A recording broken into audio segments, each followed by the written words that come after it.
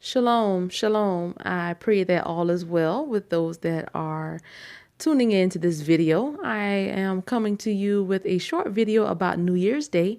I wanted to give a special shout out and recognition to one of my subscribers by the name of Rainy Powell. I wanted to say shout out to you, brethren, for subscribing to my channel and liking my content. I appreciate it.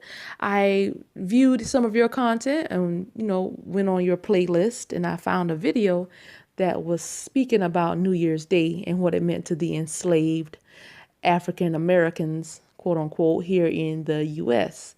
And I found that video to be quite interesting. I didn't know the information that I'm about to share in this video. I went and did some research, and it's about New Year's Day and what it meant to the enslaved people here, the enslaved Israelites. Now, we know that New Year's Day is not January the 1st. It falls between the months of March and April, and it is a bib. So I wanted to share what I dug up because that video sent me on a great journey to find out some information that I did not know about what the enslaved, our ancestors, went through during the New Year's here. Now, for most Israelites, we all know that the New Year's is the worship of Janus with the Roman captivity or whatever, looking backward and looking forward, an idol. And we're to abstain from idolatry. But what it meant to the enslaved here in America. So I came across the article, many articles I came across, but Time magazine, they did the article firstly. So here goes. Here's some of the things that I found. And this is the article. This is the title. The Slaves Dread New Year's Day, the Worst, the Grim History of January the 1st. Americans are likely to think of New Year's Eve and New Year's Day as a time to celebrate the fresh start that a new year represents. But there is also a troubling side to the holiday's history. In the years before the Civil War, the first day of the new year was often a heartbreaking one for enslaved people in the United States. In the quote-unquote African American community, New Year's Day used to be widely known as Hiring Day or Heartbreak Day, as the African American abolitionist journalist William Cooper Nell described it, because enslaved people spent New Year's Eve waiting, wondering if their owners were going to rent them out to someone else, thus potentially splitting up their families.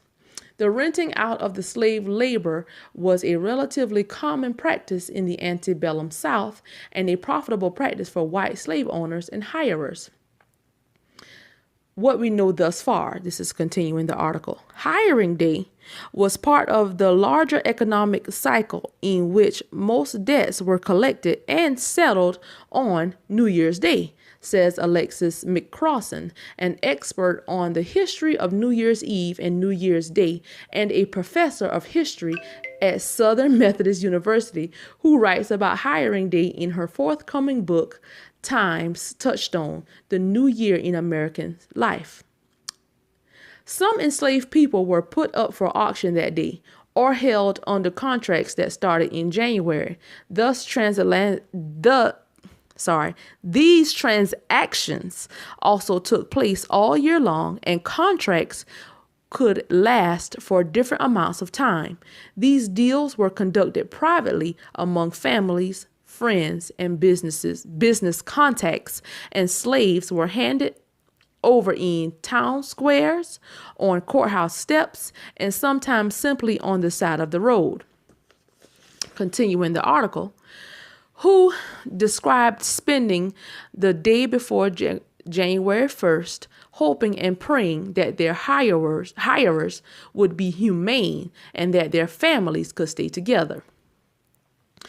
A slave named Lewis Clark said in an 1842 account, of all days in the year, the slaves dread New Year's Day, the worst of any.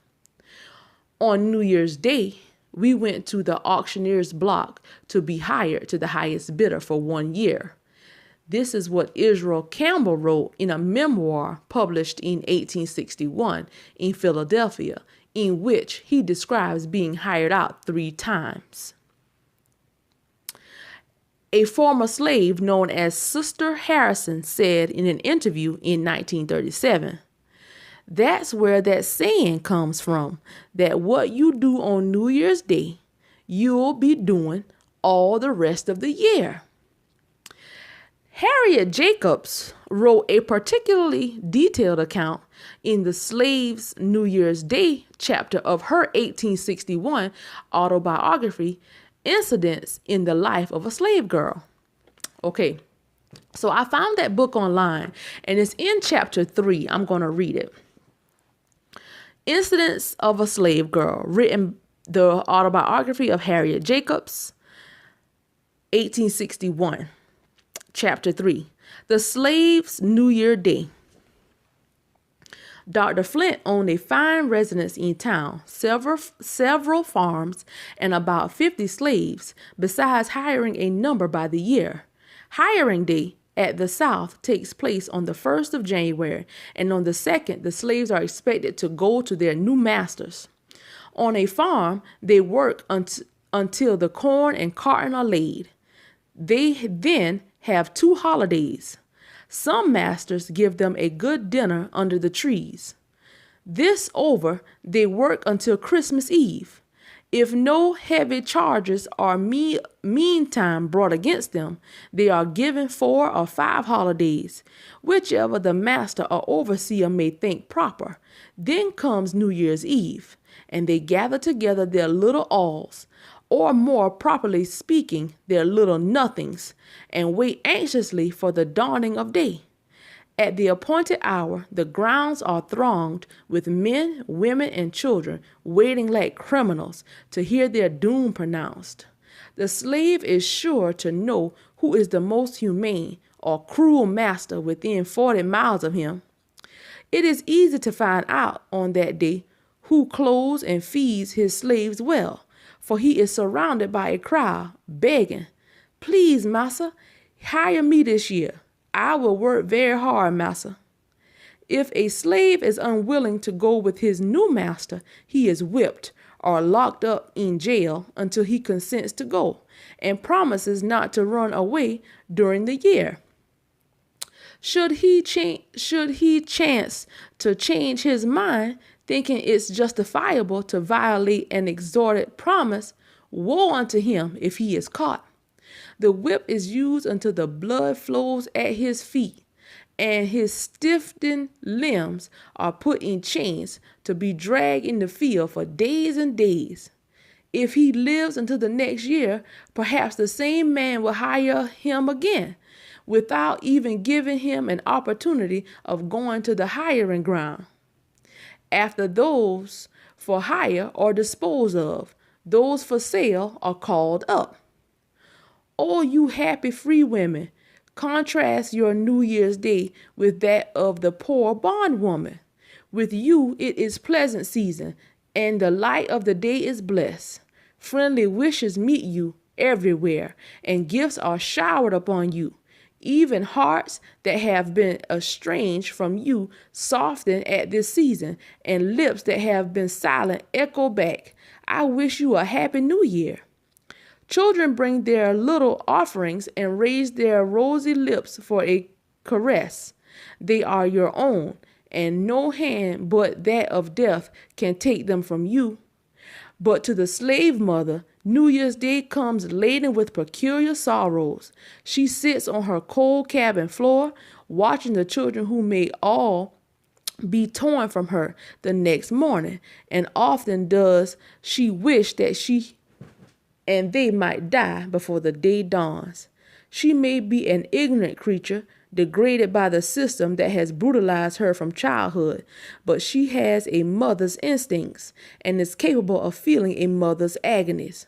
On one of these sale days, I saw a mother lead 7 children to the auction block.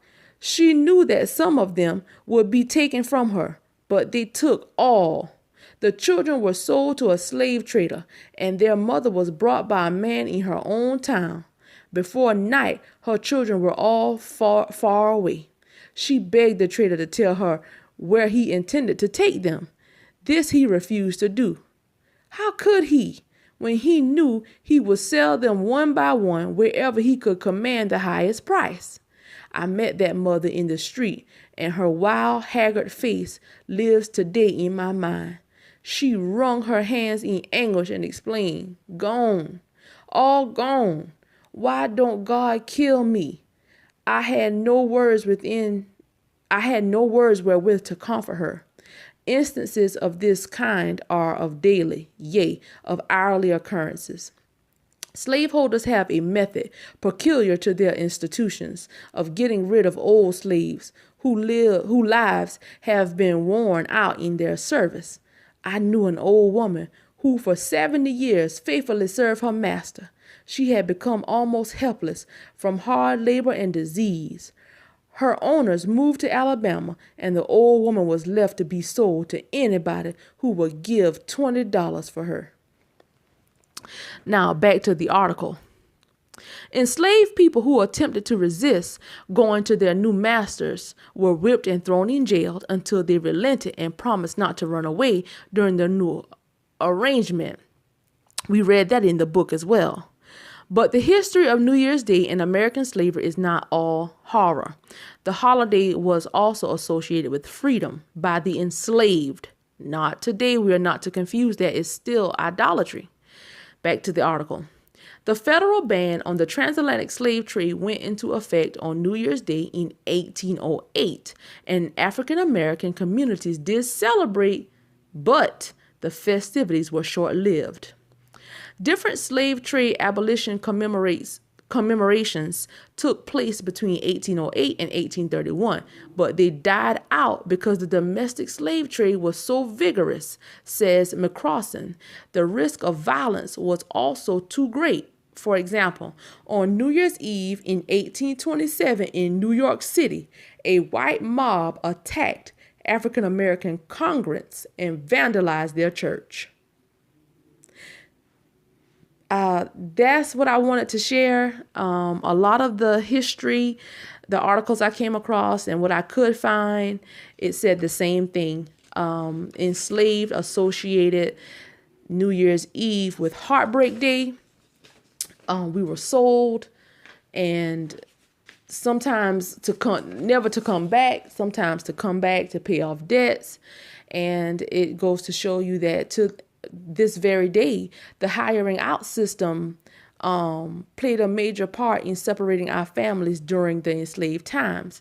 Now, the last article I want to talk about is one of the United States presidents, Ulysses S. Grant, Slavery and the Hiring Out System in St. Louis. He participated in the hiring out system as well.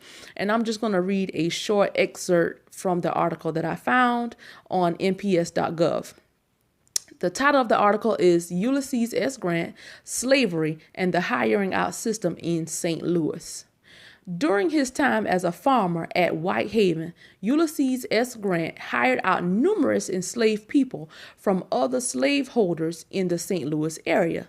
This record shows Grant hiring George for $116.35 from the estate of Francis Sublet for the 1858 calendar year.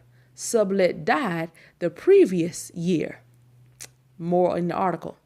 In the years before the American Civil War, enslaved African Americans sometimes worked away from the property of their enslavers.